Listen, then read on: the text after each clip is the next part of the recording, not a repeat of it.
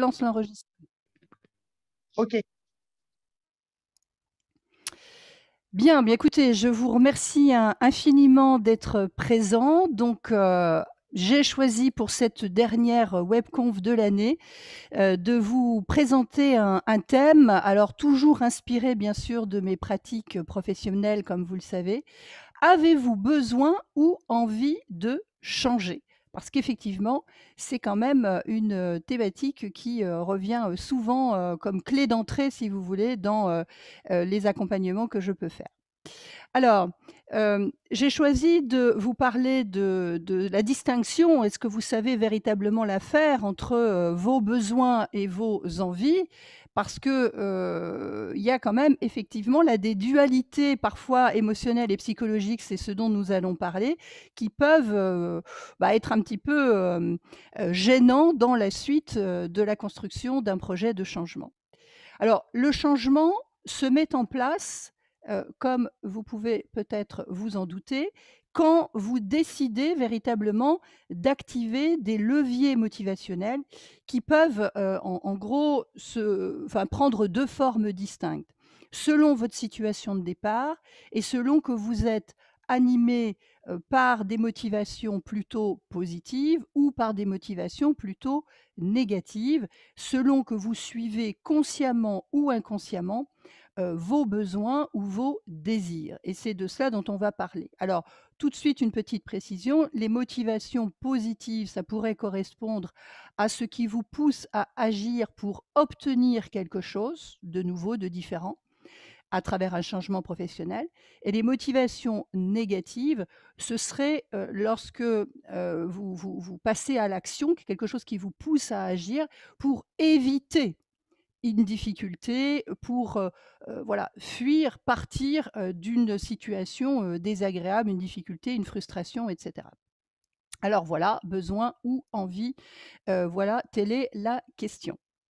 Alors, j'ai eu envie de faire un petit détour rapide, histoire de faire un rappel parce que je pense que certains d'entre vous, vous connaissez déjà, monsieur Maslow et la fameuse pyramide de Maslow, mais elle est un petit peu incontournable cette pyramide pour bien comprendre le concept de satisfaction des besoins. Donc je vais, m'appuyer sur cette pyramide de Maslow pour, faire le parallèle, si vous voulez, la passerelle avec le contexte professionnel.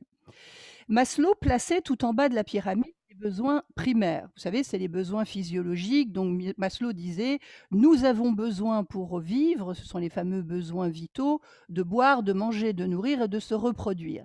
Si on faisait un parallèle avec le monde du travail, on pourrait dire par exemple que le besoin primaire, ce serait déjà d'avoir un emploi. D'avoir un emploi. Donc, quand je suis dans un process de changement professionnel, est-ce que est-ce que je ressens ou pas, fortement ou pas, ce besoin d'avoir un emploi? Donc ça, c'est déjà un premier point. Ensuite, il plaçait les besoins de sécurité. Donc les besoins de sécurité, selon Maslow, c'est effectivement là, les besoins qui consistent à se sentir sécurisé, avec un toit au-dessus de sa tête, par exemple, un appartement, un logement, avec des vêtements pour se sentir, au chaud, se protéger du froid, et cetera. Si on faisait un parallèle avec la vie professionnelle, les besoins de sécurité, ce serait, par exemple, avoir un CDI plutôt qu'un CDD, avoir un emploi, pour les fonctionnaires de titulaire plutôt que de contractuel, avoir un temps plein, par exemple, plutôt qu'un temps partiel, et cetera, et cetera.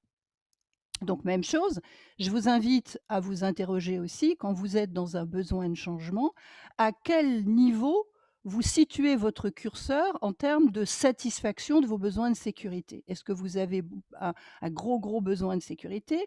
Est-ce que vous avez finalement peu de besoins de sécurité, et cetera? Donc de bien mesurer ça.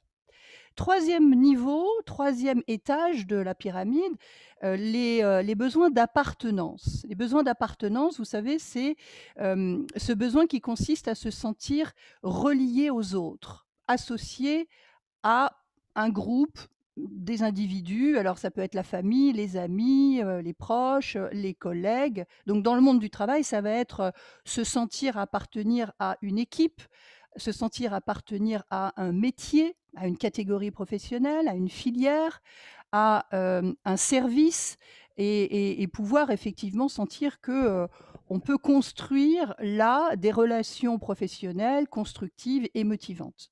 Donc le degré d'appartenance, eh bien, c'est aussi quelque chose qui va avoir une influence assez importante dans comment, je me sens, en termes de besoins satisfaits, peu, beaucoup, ou totalement, satisfaits. Donc s'interroger sur ces besoins d'appartenance, c'est aussi, un bon moyen de préparer, un changement professionnel.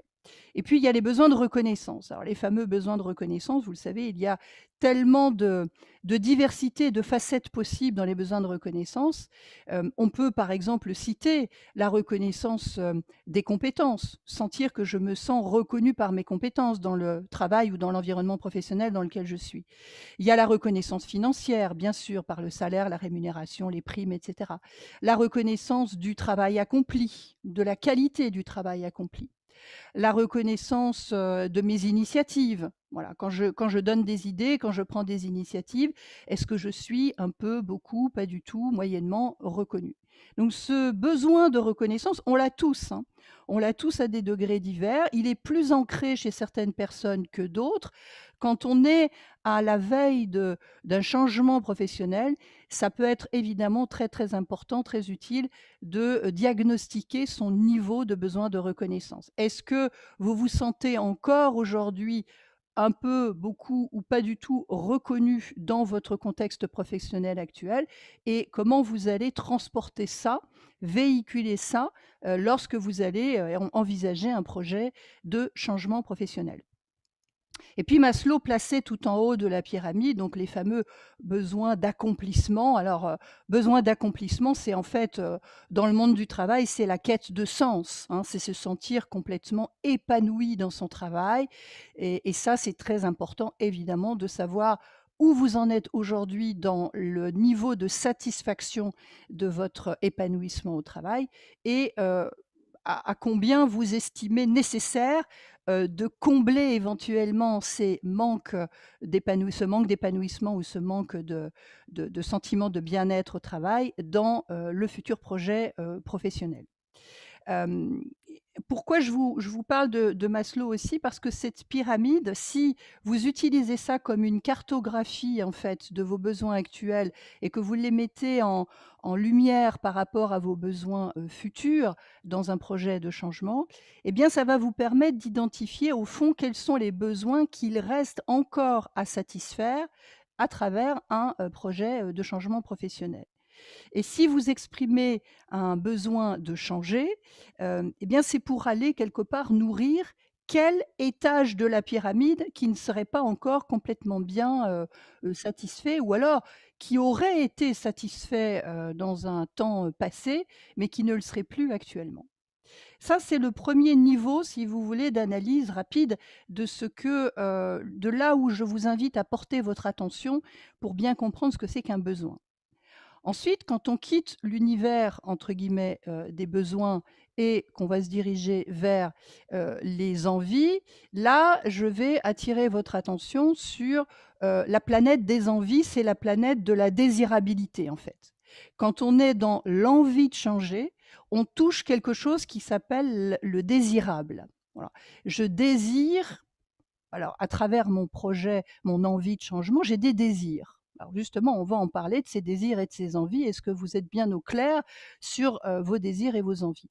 Quand on est dans la planète envie, on est déjà dans les aspirations. Vous voyez les aspirations, ce à quoi j'aspire, ce sont mes envies pour demain.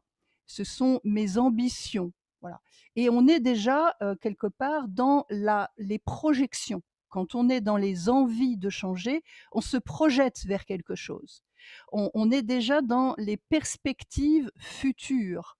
On est déjà en capacité d'imaginer, son futur environnement de travail, les futurs, ou les désirables tâches, que, j'aimerais faire demain, ou les personnes avec lesquelles j'aimerais, constituer mon environnement de travail et cetera et cetera. Donc j'espère que vous percevez déjà bien, il y a cette différence-là entre les besoins et les envies. Alors, dans tous les cas de figure, que vous soyez en mode besoin ou que vous soyez en mode envie, il y a un point de convergence qui est incontournable, c'est que vous allez avoir besoin de vous changer. Voilà, le point de connexion, le point de convergence, c'est le besoin de se changer. Besoin d'agir sur votre propre changement. Alors besoin de se changer parce que peut-être, je fais des hypothèses, hein, je n'affirme rien, peut-être que vous vous êtes, laissé enfermer petit à petit, dans votre zone de confort, hein, on l'appelle comme ça, dans vos acquis. Vous êtes un petit peu resté ancré peut-être sur vos acquis. Vous vous êtes laissé glisser peu à peu au fil du temps dans la facilité, parce que ce que vous faites, vous savez très bien le faire. Vous avez une expertise, X ou Y confirmée dans votre domaine et vous maîtrisez ces techniques et finalement vous l'assumez et vous surfez un peu là-dessus.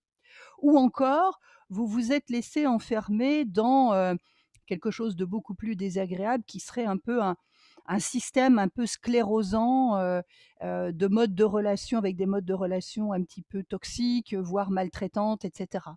Bref, un environnement qui serait, de moins en moins sain, de moins en moins porteur et qui vous aurait un petit peu enfermé là-dedans. Donc dans tous les cas de figure, que vous soyez encore une fois en mode besoin ou en mode envie, il va y avoir un exercice, un travail d'action à poser sur vous, donc se changer.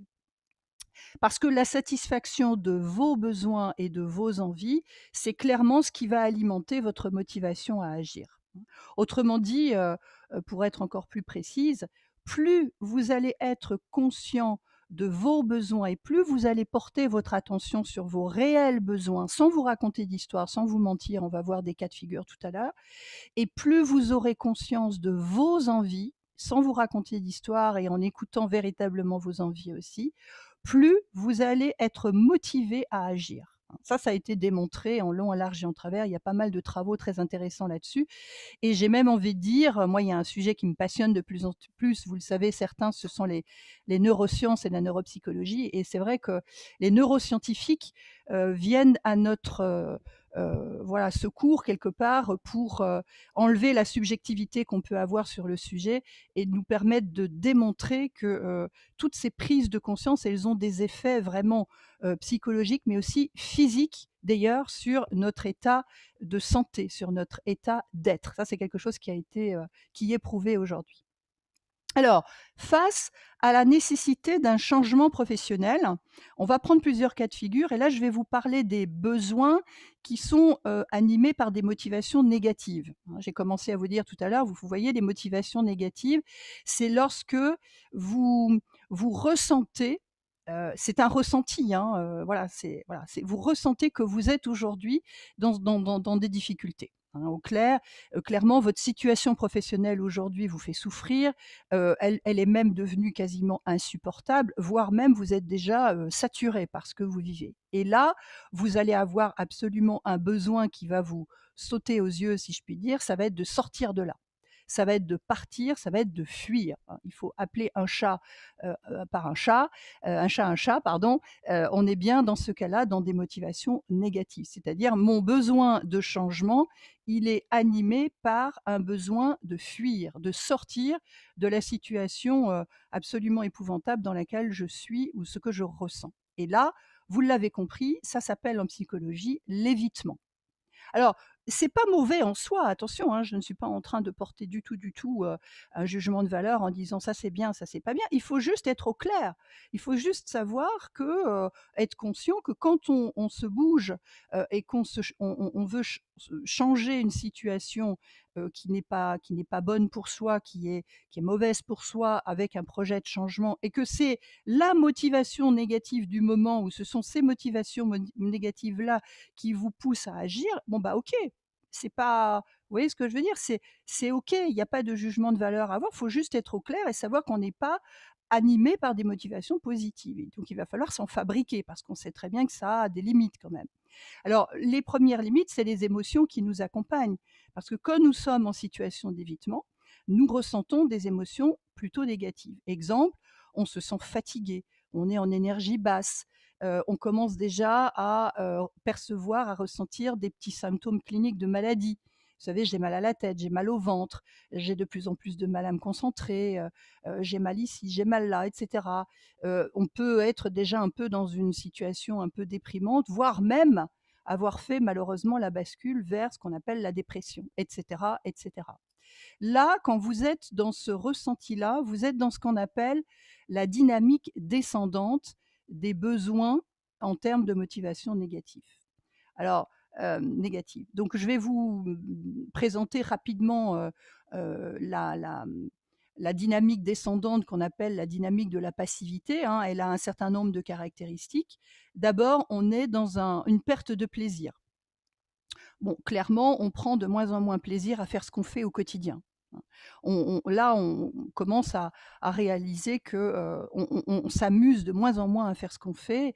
On est de plus en plus, déconnecté par, le plaisir de faire ou le plaisir d'être tel ou tel professionnel.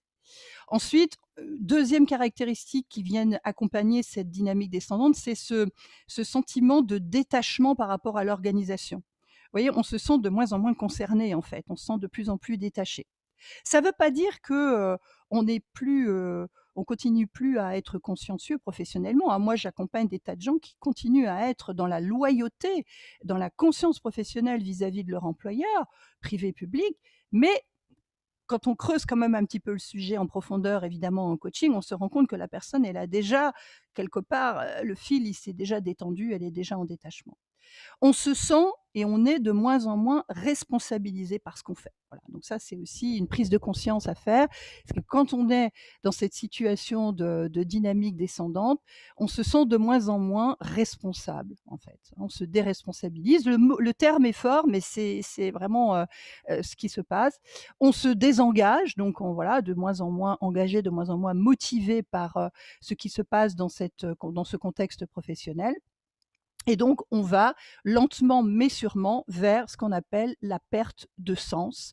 On trouve de moins en moins de sens dans ce que l'on fait, dans ce que l'on est, dans le ou la professionnelle que l'on est.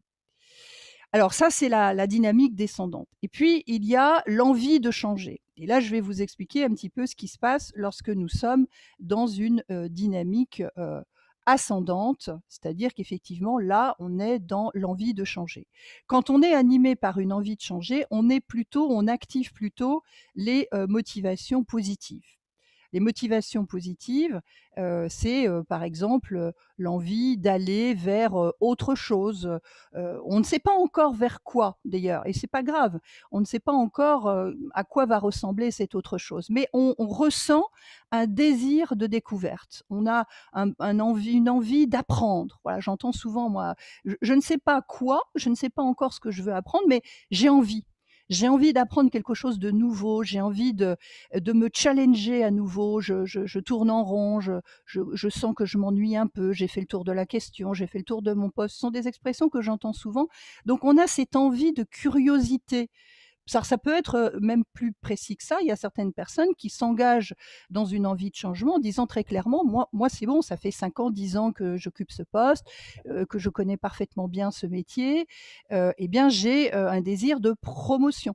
Voilà, donc là, c'est une envie qui est clairement annoncée et qui se traduit par un désir de promotion et je vous ai mis l'exemple de quelqu'un qui, par exemple, n'était pas manager et qui a envie, qui ne sait pas encore exactement vers quoi, comment, et cetera, mais qui a envie de devenir manager.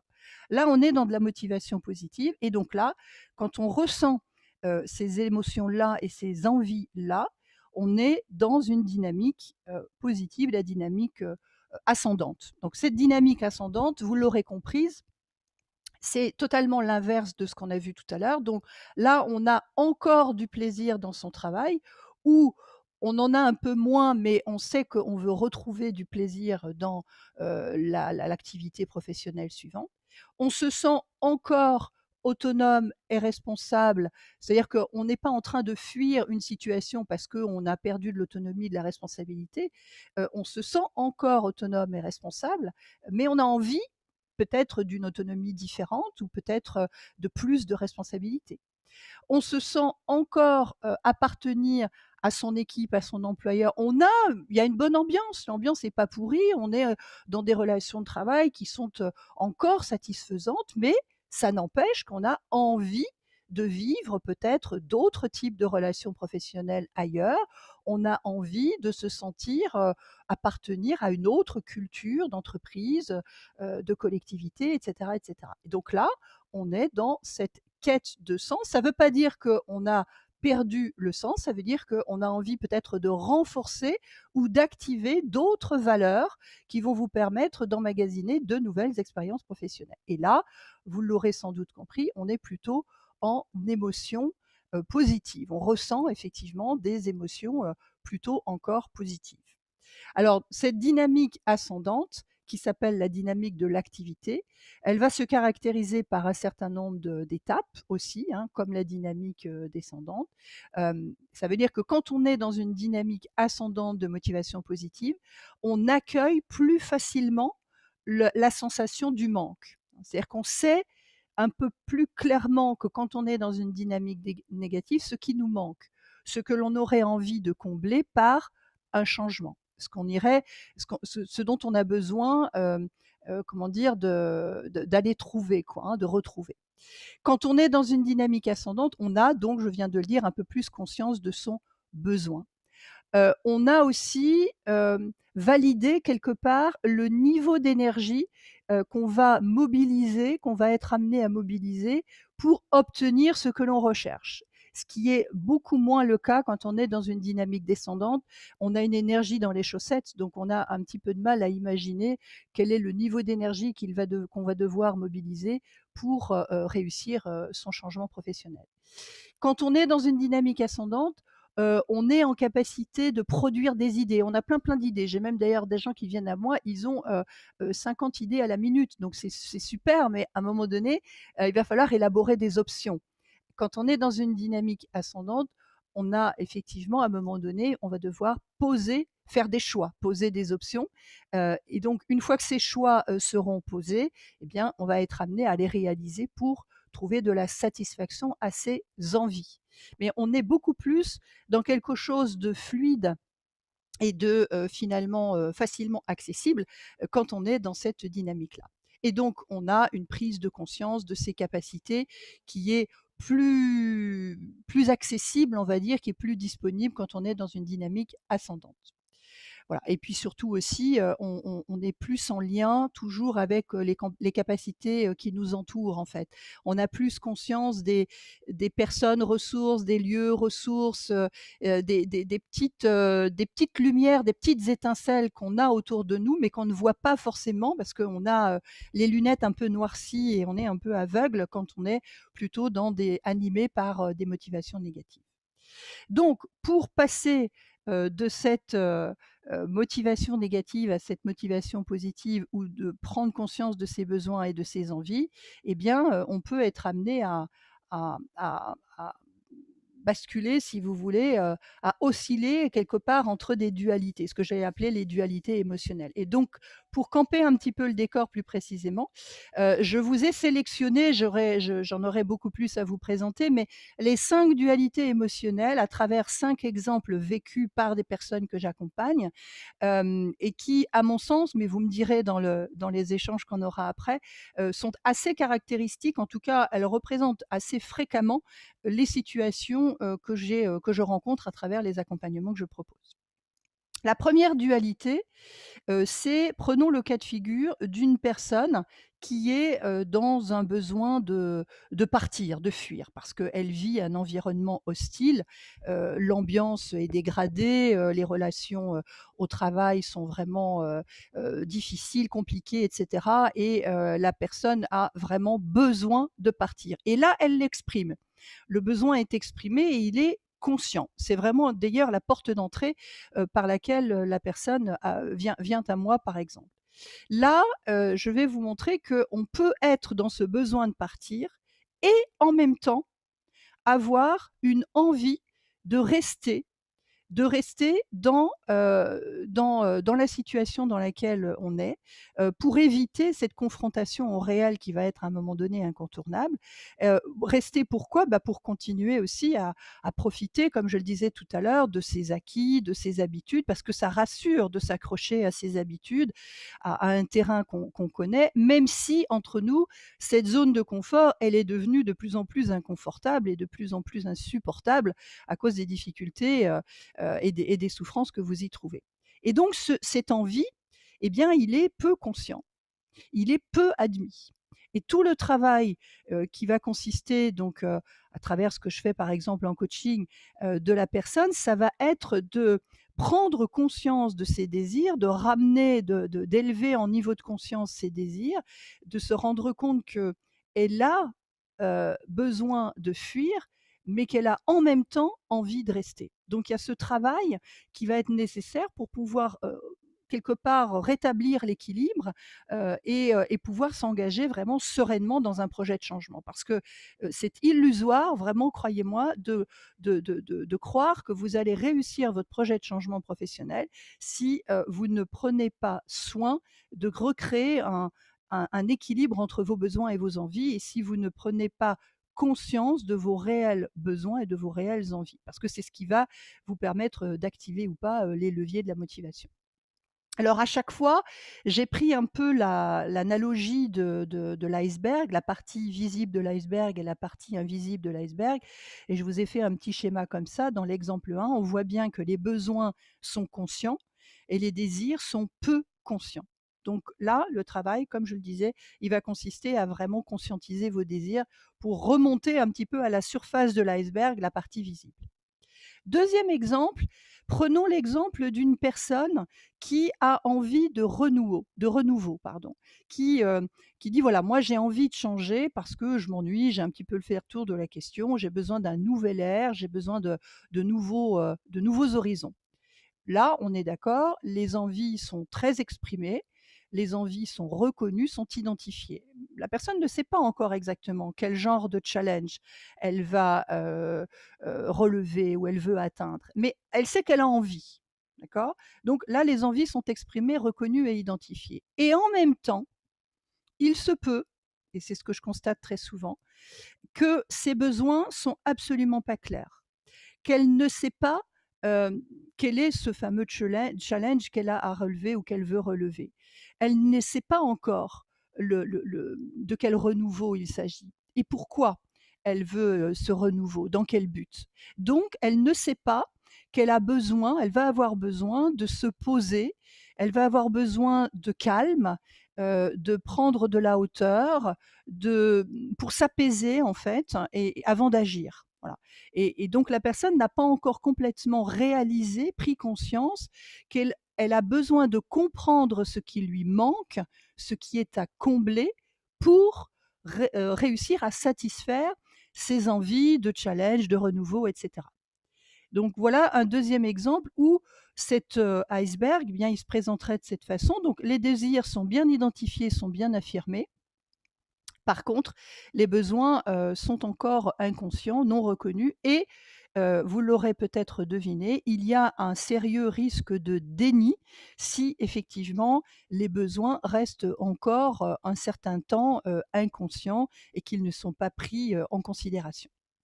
Donc voilà les 2 premiers exemples. Donc ce que j'ai envie de faire pour m'assurer que vous n'êtes pas partis, que vous êtes toujours bien là, je vais vous partager, enfin je vais arrêter le partage pour le moment, je vais revenir vers vous, et si vous voulez, on peut échanger par, il est où? Par chat. Dites-moi déjà si, bah, vos premières réactions, si vous vous reconnaissez ou vous connaissez des personnes autour de vous qui sont dans ces situations, besoins, envies. Est-ce que ça vous parle? Est-ce que, déjà l'exemple 1, l'exemple 2, avant que je vous propose les 3 autres, vous inspire ou pas? Dites-moi.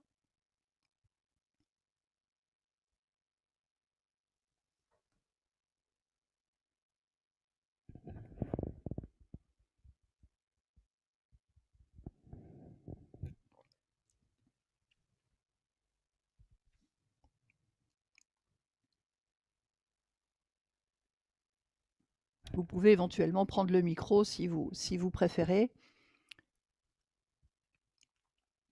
par rapport à ces... Alors, Céline, merci Céline, qui me dit oui, je me reconnais en motivation négative. Ok, donc Céline, aujourd'hui, ce qui vous anime, c'est plutôt un besoin de partir, un besoin de fuir, quelque chose qui serait plus proche de l'évitement, si je comprends bien. Euh, J'avais noté votre prénom tout à l'heure pour que je puisse vous appeler par votre prénom. C'est Valérie, je crois. Valérie, je me reconnais tout à fait dans la situation. Voilà, Valérie, merci. Dans la situation 1. Ok, ok. Et cette situation 1, Valérie, elle dure depuis un moment ou c'est quelque chose que vous ressentez depuis peu de temps?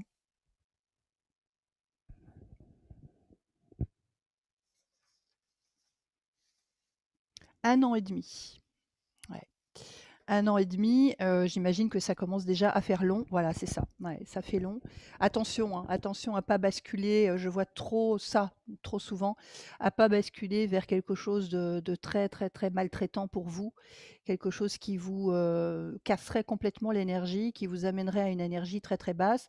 C'est toujours, bien sûr impossible de remonter, mais c'est-à-dire que le curseur, il va prendre, comme vous vous en doutez, le chemin va être plus long et plus fastidieux si effectivement vous restez dans cette situation. Donc à vous de voir, mais c'est peut-être le moment de passer à autre chose là et de, et de basculer vers quelque chose qui va être bien traitant pour vous, quoi. Attention, hein, prenez soin de ce qui se passe là et prenez soin de vous parce que ça va tellement, la spirale descendante, hein, cette dynamique descendante, on peut tous être concernés par ça, hein, je me mets dans le lot, hein, mais elle est vicieuse, hein, elle est très vicieuse parce qu'on la voit pas forcément arriver et on tombe dedans, quoi.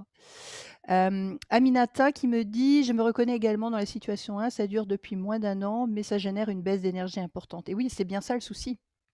C'est que cette énergie basse que j'évoquais rapidement tout à l'heure, elle va nous coller, au basque, quoi. Donc c'est vraiment, vraiment l'idée de se dire, «Il est temps, il est temps que tout ça, ça remonte et que, je me trouve, des bonnes raisons, d'avoir des envies, quoi et de basculer, de transformer mes besoins, en envie, quoi». Ça ne veut pas dire qu'on va oublier ses besoins, hein, parce qu'ils restent toujours à satisfaire, mais vous voyez bien la bascule qui reste à faire. Et Marie-Hélène, j'ai l'impression d'être dans un mixte entre ces 2 situations. Oui, oui, bien sûr, hein, c'est des exemples que j'ai pour à des fins pédagogiques que j'ai un peu séquencés, mais vous vous doutez bien, l'être humain est complexe et subtil, donc ça peut être un mélange de plusieurs situations, tout à fait, hein, Marie-Hélène. Cathy, je suis ni descendante ni ascendante, mais étant licenciée aujourd'hui, je me sens soulagée et en joie de commencer un nouveau parcours. Eh bien voilà, voilà, le renouveau, le besoin et l'envie de renouveau. Juste savoir comment, Cathy, tu l'exprimes au plus profond de toi. Si tu te dis commencer un nouveau parcours, est-ce qu'aujourd'hui c'est une envie ou c'est plutôt un besoin? Être bien, bien interroger ça parce que ça va te donner des clés différentes en termes de motivation. Ok, merci, merci. D'accord. Bien écoutez, je vous remercie beaucoup pour ce premier niveau d'échange. Isabelle, je me reconnais aussi, besoin de sécurité qui me paralyse. Pourtant, je n'ai actuellement aucune reconnaissance et peu d'intérêt et de sens dans mon actuel, dans votre situation actuelle, j'imagine. Oui, oui, oui. Alors attention, Isabelle, hein, besoin de sécurité, on en a tous besoin, sauf qu'il faut faire attention à ce que ce besoin de sécurité qui peut être très accentué, ne soit pas, comme vous le dites, me paralyse, un frein, quoi. Voilà. La sécurité, c'est fait pour vous protéger, pour vous sentir bien, pas pour vous empêcher de faire des choses. Donc, interrogez ce besoin de sécurité, si je peux me permettre, Isabelle, parce que c'est quelque chose là qui vous empêche, c'est quelque chose qui vous coince, qui vous bloque. Alors que quand on se sent en sécurité, on a envie de faire plein de choses, on a envie d'oser justement, parce qu'on se sent en sécurité. Donc, regardez bien ce qu'il y a derrière ce besoin de sécurité. Cathy, c'est une envie pour le moment. Super, bah ça c'est la bonne nouvelle. Merci, merci.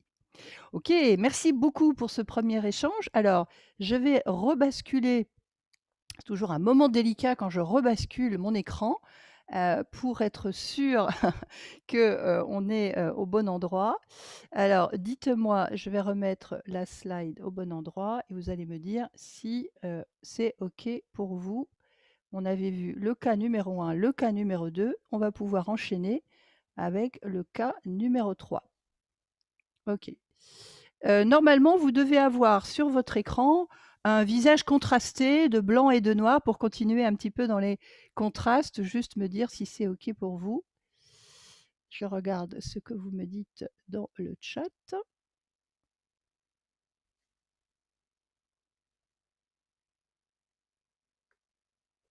Alors, j'arrive plus à attraper le chat. Comment se fait-il? C'est bon pour tout le monde, j'ai C'est bon pour tout l'impression. le monde? OK, merci beaucoup. Je sais pas, j'arrivais plus à attraper le chat. OK, c'est reparti donc pour l'exemple 3.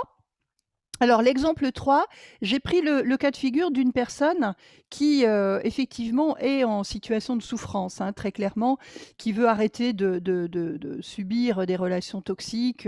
On peut imaginer des relations, vraiment, très compliquées avec un collègue, un collaborateur, un N+1, peu importe, l'interlocuteur, mais une personne qui subit et qui souffre, qui se sent dévalorisée, qui est dévalorisée au quotidien. Donc le besoin, il est clairement avoué, il est reconnu, il est exprimé et même je dirais qu'il y a un joli niveau de lucidité sur, ce, besoin d'arrêter de souffrir en fait, hein et c'est même d'ailleurs, les mots sont prononcés, parfois comme ça, hein, «J'en peux plus, je veux que ça s'arrête». Voilà, c'est vraiment très, très fort, hein. Donc quand on est dans ce cas-là, eh bien on peut aussi, hein, ce sont des exemples, réels, hein, que je vous livre, hein, on peut aussi, sans s'en apercevoir, sans en être conscient, avoir envie de se venger, hein. Alors, ça va peut-être, voilà, vous déplaire ou vous déstabiliser un peu ce que je dis parce que je mets tout haut, des choses, qui sont pas forcément conscientes, mais ce désir de justice et j'ai repris précisément la phrase que j'entends souvent dans la bouche de certaines personnes qui sont dans cette situation en disant: «Mais c'est quand même incroyable, c'est pas à moi de partir quoi. C'est pas à moi de quitter ce que j'ai bâti, les projets dans lesquels je me suis investie, les dossiers sur lesquels je bosse et cetera, c'est pas juste, c'est pas juste». Vous voyez? Et ce sentiment, parce que c'est l'autre qui fait subir et qui est, le harceleur ou la personne qui maltraite. Ce sentiment d'injustice, il est pas conscientisé.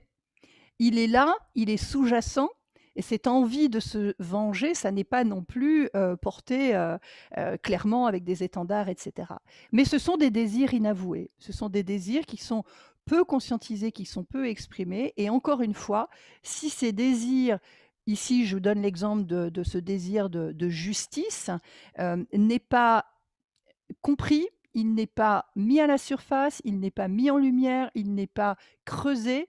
Il y a de très, très fortes probabilités, je l'ai tellement vu tellement de fois, de probabilités pour que vous ne réussissiez pas à sortir de cette toxicité relationnelle dans laquelle effectivement vous vous êtes, enfermé. Donc on est encore une fois entre une dualité émotionnelle et psychologique, entre, j'ai besoin absolument de ne plus souffrir et de sortir de ça et j'ai, des envies, qui sont, voilà, peu conscientes et encore une fois risque de déni, hein, toujours ce risque de déni si on ne prend pas véritablement attention, on ne porte pas son attention sur ces sujets-là. Donc voilà, se mentir à soi-même avec un petit peu l'exemple de Pinocchio. Quatrième exemple, quatrième cas, une personne qui a envie de développer de nouvelles compétences. Quelqu'un qui dit: «Moi clairement, j'ai fait le tour de la question, j'ai envie avec cette mobilité professionnelle, avec ce projet de changement professionnel, de grandir, de nourrir, de nouvelles ambitions parce que je suis curieux et j'ai besoin d'être stimulé. Voilà, je m'ennuie un peu, ça manque un peu de piment, ça manque un peu de stimulation, là, ce que je fais depuis un certain temps et j'ai, envie de stimulation. Donc là, encore une fois, les envies sont claires, elles sont reconnues par la personne sait, elle a fait un peu déjà son autodiagnostic, elle sait qu'elle est un peu, en train de ronronner et un peu en train de, voilà, de tourner en rond dans son poste, c'est clairement affiché. Et en même temps et en même temps, donc là, il y a peut-être, Isabelle qui se reconnaîtra par rapport aux besoins de sécurité, eh bien la même personne peut avoir besoin de sécurité, de réassurance et également de retrouver une certaine forme de confiance en soi, voire de rebooster son estime de soi. Pourquoi? Parce que pour développer de nouvelles compétences, pour, se sentir à nouveau stimulé par un poste, pour nourrir de nouvelles ambitions, on a besoin d'avoir un bon niveau de confiance en soi. On a besoin d'avoir une estime de soi, qui est, voilà, bien calibrée pour pouvoir, justement oser, découvrir, expérimenter et cetera. Et donc on n'est pas toujours, conscient quand on est dans cette situation-là, encore une fois, de la nécessité de travailler son estime de soi, de la nécessité parfois de regonfler sa confiance en soi pour nourrir, les, projets, ou les besoins effectivement que l'on a posés. Donc là, c'est pareil, les besoins sont peu admis, ils sont demi-avoués, hein. Parfois, j'ai effectivement des personnes qui reconnaissent à demi-mot, on est un petit peu comme ça, mi-figue mi-raisin, mais il y a toujours ce risque de déni, qui vous expose, et si encore une fois vous ne prenez pas, conscience de cette dualité et que vous ne travaillez pas sur, le retour à l'équilibre ou à l'harmonie, dans ces dualités. Et puis le cinquième exemple pour, clôturer un petit peu cet apport, c'est l'envie, là j'ai pris l'exemple de quelqu'un qui serait déjà en situation de recherche d'emploi ou qui, pas forcément en recherche active, mais en tout cas qui exprime très clairement une mobilité urgente. Quelqu'un qui dit: «J'ai envie de trouver vite un nouvel emploi». Voilà, ça c'est vraiment ma priorité, c'est trouver un nouvel emploi. Donc là, l'envie est exprimée, elle est revendiquée, c'est très explicite, mais on sent une certaine urgence là de trouver ce nouvel emploi. Et en même temps, la personne, elle ressent cette urgence, elle a elle a elle a cette envie de rebondir, mais elle n'a pas forcément conscience qu'elle va avoir besoin de faire un point sur ses réelles motivations, pour justement savoir quelle orientation donner à ses recherches. Peut-être qu'aussi elle n'a pas pris tout à fait conscience de la nécessité de se remettre en question, ou en tout cas de questionner ses aspirations ou ses agissements pour éviter, comme je le vois malheureusement trop souvent, d'envoyer des CV, qui seraient pas ciblés, qui vont inonder le marché avec des outils, qui seraient peu adaptés, avec un CV qui est plus tout à fait, aux normes du marché actuel, avec, des techniques d'entretien, qui sont un petit peu dépassées ou en tout cas des situations où la personne, quand elle va se retrouver, devant des recruteurs, va pas forcément être dans, les meilleures conditions et se sentir, totalement en performance à ce niveau-là. Donc encore une belle dualité entre j'ai vite envie de trouver un nouvel emploi, mais j'ai pas pris le temps ou je ne réalise pas que je dois prendre un peu de temps pour véritablement, jauger de ma capacité à me mobiliser sur, sur le marché du travail pour trouver un nouvel emploi. Donc là, on est encore dans cette dualité entre des envies qui sont très explicites, qui sont très affirmées et des besoins qui peuvent être totalement inconscients avec toujours ce risque, de déni qui peut vraiment, vous compliquer l'existence. Il faut savoir qu'un besoin qui est assouvi, il vient soutenir en fait un désir en cours de, satisfaction, en cours de réalisation. Et pour réaliser et atteindre, nos désirs, eh bien, il faut bien connaître nos besoins. Pour satisfaire nos désirs, il va être nécessaire de s'adapter à des comportements, nouveaux et d'adopter pardon, des nouveaux comportements psychologiques, donc de générer effectivement de nouvelles attitudes. C'est pour ça que je vous disais en introduction, se changer, pour que ces nouveaux comportements psychologiques soient totalement adaptés à nos besoins. Et c'est quand nos besoins seront comblés que nous serons alors capables de satisfaire nos désirs. Donc vous voyez, c'est vraiment cousin-cousine, sauf qu'il y a une partie qui est dans la lumière et une partie qui est plutôt dans l'ombre. Et c'est cette juste harmonie des choses qu'il est si important de retrouver. Voilà, donc en conclusion, je dirais qu'à travers ces 5 exemples, ces 5 cas de figure que j'ai essayé, de vous présenter, pour mettre un peu en lumière les dissonances entre les besoins et les désirs, ce que je voulais vous dire, c'est qu'il est important de bien prendre le temps d'examiner, ces dualités émotionnelles. Pour comprendre ce qui se joue, en fait, dans ces paradoxes psychologiques et pourquoi, une transition professionnelle réussie, ça passe nécessairement par une prise de conscience. Prendre conscience de là où on en est aujourd'hui, avant avant de vouloir agir sans objectif clair, sans intention, précise, qui, effectivement, vous amènerait à à prendre des chemins qui seraient complètement antiproductifs pour vous, sans avoir fait, une analyse assez fine de vos motivations. Voilà, d'où l'importance d'être bien accompagné pour, savoir justement sur quelle ligne de départ exactement vous vous situez. Avant de vous précipiter, comme je donnais l'exemple tout à l'heure, dans une recherche d'emploi, par exemple. Avant d'activer votre réseau relationnel, parce que je vois beaucoup de cadres dirigeants qui activent leur, réseau, relationnel. Alors c'est une très bonne chose d'activer son réseau relationnel, mais le problème, c'est qu'on peut véritablement se griller et gâcher, de jolies personnes ressources et de jolis contacts si, véritablement on n'a pas travaillé en profondeur l'harmonisation entre ses besoins et ses désirs, et pour ne pas faire du surplace aussi, hein. Importance aussi d'être bien accompagné pour, retrouver cette dynamique positive que je vous ai évoquée tout à l'heure, puis vous donner aussi les moyens de construire votre nouveau projet professionnel sur la connaissance une connaissance fine et réelle de vos besoins, et également, une bonne connaissance de vos désirs, les plus sincères aussi, sans se raconter effectivement d'histoires, comme je le dis, souvent pour plaisanter aussi un petit peu. Voilà, donc je vous remercie infiniment pour votre attention. On va pouvoir passer à une phase à nouveau d'échange. Je regarde en même temps le timing. Voilà, on est à peu près dans le timing. On peut se donner, si vous voulez, 5-10 minutes d'échange. Je vais arrêter donc mon partage de façon à pouvoir se retrouver. Donc, vous pouvez prendre le micro ou vous pouvez, utiliser le chat pour l'échange. Est-ce que ces 3 nouveaux, exemples, voilà, ça fait écho chez vous? Peut-être que vous vous retrouvez dans certaines de ces situations ou vous connaissez autour de vous, parmi vos équipes, vos collègues, vos collaborateurs, des personnes qui seraient un petit peu dans ces situations? Dites-moi un petit peu si ça vous parle, ces trois exemples que je vous ai donnés pour clôturer cette webconf. Alors, j'avais pas vu tout à l'heure Cathy qui disait j'avoue avoir déjà déversé ma colère dans mes échanges mails. OK.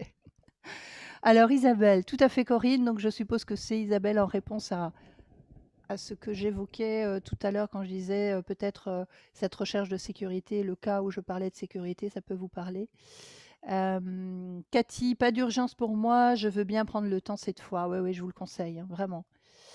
Céline qui se trouve en situation 5, ouais. Une recherche d'emploi, vite, vite, voilà. Attention, attention parce que je vois vraiment, vraiment ça en coaching. J'ai démarré, 2 coachings avec des cadres dirigeants de voilà, de très, très haut niveau qui, ont fait la même erreur. C'est-à-dire qu'évidemment, c'est naturel de vouloir vite, trouver des solutions et puis on a cette injonction en plus quand on est un cadre dirigeant, hein, de pas rester sur place quoi et d'être dans le mouvement, d'être en action, cette espèce d'injonction-là, qui rend pas forcément service, hein. Donc moi je prône l'action bien évidemment, mais une action construite, réfléchie, ciblée, efficace et percutante. Et pour ça, il est nécessaire vraiment de prendre un peu de temps, de regarder simplement ses outils, de regarder sa posture, de savoir si on a les bons arguments. Est-ce que je suis vraiment prête à affronter, la sélection, d'un jury et à me vendre? Qu'est-ce que j'ai à vendre? Comment je me vends? Est-ce que, j'ai un argumentaire, vraiment, accrocheur? Voilà. Toutes ces questions que je vous livre comme ça à chaud, hein, mais quand on est dans une recherche active d'emploi, donc dans la situation 5, c'est vraiment, vraiment nécessaire de prendre le temps de se les poser, quoi. Marie-Hélène qui dit: «Je me reconnais plus dans le 4». OK, d'accord. D'accord, d'accord, merci. Isabelle, oui, exactement, estime de soi, sécurité, confiance. Oui, bah oui, la confiance, hein, vous le savez, c'est le nœud absolument indispensable, et incontournable de l'action, quoi. C'est-à-dire que si effectivement, cette confiance en soi, elle n'est pas, elle est pas nourrie, si elle n'est pas valorisée, si elle n'est pas exprimée, ça va véritablement, vous poser, des soucis pour, la suite de vos démarches et ça va, vous empêcher d'être, crédible et parfois il y a même ce sentiment de: «Je suis pas légitime», quoi. Alors la légitimité, là, c'est aussi quelque chose qui a besoin de se travailler avec l'estime de soi, quoi, hein.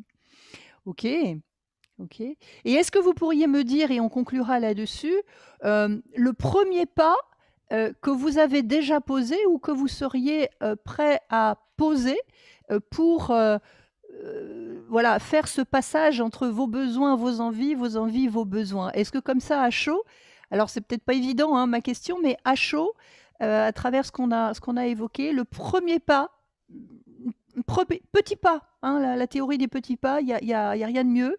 Le premier pas que vous seriez prêt à poser, là, on va arriver en fin d'année avec les résolutions de la nouvelle année, dans les semaines qui viennent pour démarrer peut-être 2021 et qui serait vraiment en lien étroit entre vos besoins et vos envies. Ça pourrait être lequel? Voilà, si on pourrait terminer là-dessus, si on pouvait terminer là-dessus, ça pourrait être sympa.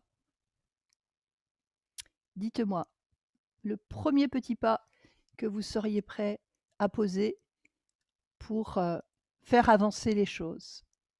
Céline, j'ai démarré une sorte d'outplacement. Voilà, OK. Une sorte d'outplacement? Je sais pas, mais en tout cas, vous avez démarré, vous avez été chercher de l'aide et vous avez démarré vous allez être dans une démarche constructive, c'est ça qui est intéressant. Cathy, faire un tableau pour lister mes envies et surtout lister ce que je ne veux plus. Ben oui, mais Cathy, ce qu'on ne veut plus, ça, en règle générale, c'est pas un souci. On est capable de remplir des pages et des pages de ce que je ne veux plus. Là où il va falloir mettre le focus, c'est ce que tu veux. Voilà, parce que ce que tu veux plus, je suis sûre que ça, il y a pas de souci, tu vas pouvoir le faire en 3 coups de cuillère à peau. Mais ce que je veux obtenir, ce vers quoi je veux aller, mes aspirations, mes envies, c'est ça qu'il est, parfois un petit peu plus difficile d'exprimer pour certaines personnes. Marie-Hélène, j'ai réduit mon temps de travail à 60 pour construire mon projet et développer d'autres activités. Oui, oui, oui.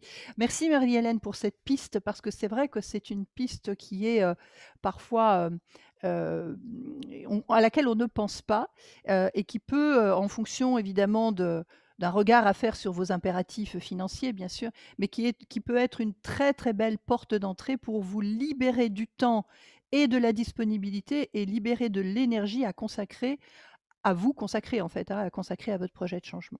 Donc merci, Marie-Hélène pour ce partage. Isabelle, je ne sais que faire, d'où une procrastination depuis des années. Peu d'appartenance, mais il faut que je trouve le courage de dire stop pour retrouver l'énergie d'avoir à nouveau des envies. Ouais.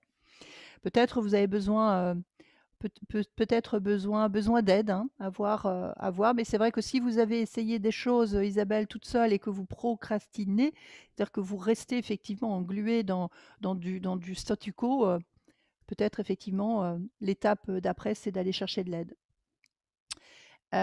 Ensuite, nous avons Marie-Hélène qui dit: «Qu'est-ce que c'est qu'un outplacement?» Alors, un outplacement, moi, j'en ai fait beaucoup en début de carrière. Je vais vous répondre par rapport à, encore une fois, de ma fenêtre, hein, ce que j'ai proposé.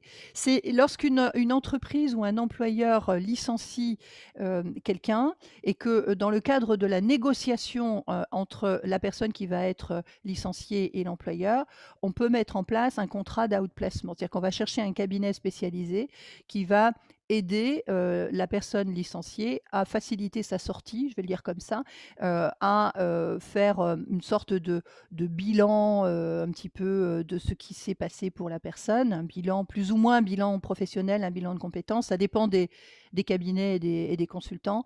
Et puis ensuite, bien sûr, d'aider la personne à rebondir sur le marché du travail. Donc, selon ce qu'il y a dans le contrat d'outplacement, il peut y avoir des degrés d'engagement différents d'un intervenant à un autre. Moi, en début de carrière, quand je faisais de l'outplacement, j'allais jusqu'à prospecter, proposer des postes, on appelait ça des OVE, des offres valables d'emploi, aux personnes que j'accompagnais. Enfin voilà, il y avait un certain nombre d'engagements. Donc c'est une structure qui va aider à se repositionner sur le marché du travail. Je sais exactement ce que je veux, j'ai besoin de plus de sécurité et d'appartenance, dit Aminata, mais il faut que je trouve le courage de dire stop pour retrouver l'énergie d'avoir à nouveau des envies. Ok, d'accord, c'est ce que je disais tout à l'heure. Merci. Rosen, je suis obligée de vous quitter. Merci. Ok, merci, merci beaucoup, Rosen. Merci, merci pour ta présence. À bientôt. Myriam, j'ai des envies, un objectif, mais qui ne se concrétise pas. Alors là, ça nécessiterait évidemment de développer les raisons pour lesquelles cet objectif ne se concrétise pas. Est-ce que cet objectif est réel, réaliste, réalisable? De quoi parle-t-on précisément? Je ne sais pas, mais en tout cas, quels sont les indicateurs? Voilà, la chose qui me vient comme ça à chaud pour Myriam. Si cet objectif ne se réalise pas, quels sont les indicateurs que vous avez posés et qui vous permettent de mesurer véritablement l'atteinte de cet objectif? Peut-être que les indicateurs sont à revoir. Parfois, ça peut commencer par là. Après, je ne sais pas de quel objectif il s'agit. Et Marie-Hélène, effectivement, ok, merci. Bien, écoutez, je vous remercie infiniment. Il est pratiquement midi. On ne va pas trop dépasser pour rester vraiment dans un timing qui soit correct pour vous aussi. Ça va être l'heure du déjeuner. Certaines, vous allez probablement retourner à vos activités professionnelles ou autres.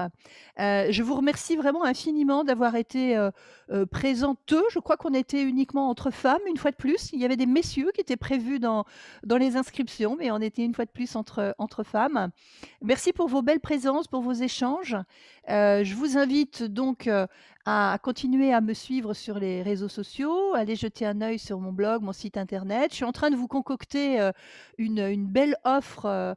Certaines personnes le savent puisqu'elles ont gentiment contribué en tant que groupe pilote à co-construire avec moi cette offre, une offre abonnement qui permettra effectivement d'avoir une place privilégiée dans les webconf mensuels que je donne, de participer à des ateliers interactifs, de séances de coaching de groupe et puis plein d'autres surprises. Donc, suivez-moi, surveillez ça sur mon profil LinkedIn, sur mon blog, sur mon site et également sur ma page Facebook Pro puisque je vais annoncer prochainement ça.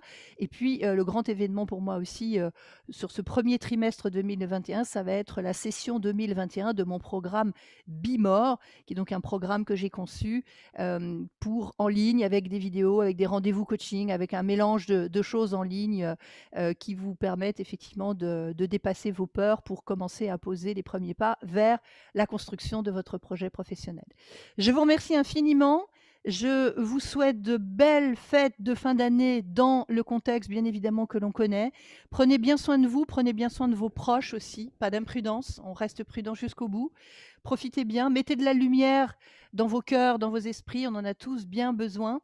Et puis, bien, j'espère que vous serez là la prochaine fois, probablement fin janvier, je vais voir, je vais préparer ça et je vous annoncerai ça, donc la prochaine webconf avec l'offre abonnement donc, qui sera probablement aux alentours de fin janvier. Merci infiniment. Je vous souhaite le meilleur. Si ça vous a plu, soyez gentils de me mettre un petit mot pour celles qui sont dans mon groupe Facebook, sur le groupe Facebook ou sur LinkedIn, où vous voulez, mais ça fait toujours beaucoup de bien aussi à l'humaine que je suis pour rester dans des relations humaines, de savoir si ce que je vous propose a du sens, a de la valeur pour vous, si ça peut vous faire un peu avancer quelque chose, si vous appréciez ou pas. Voilà. Je vous remercie en tout cas et je vous souhaite le meilleur. Ciao, ciao, ciao. À bientôt. Au revoir à tous. Merci beaucoup. Au revoir. Merci. Merci. Merci beaucoup. Merci Corinne. À bientôt. Au revoir. Merci, merci. Merci Corinne. Bisous. Merci, merci. Merci. Bisous. Au revoir.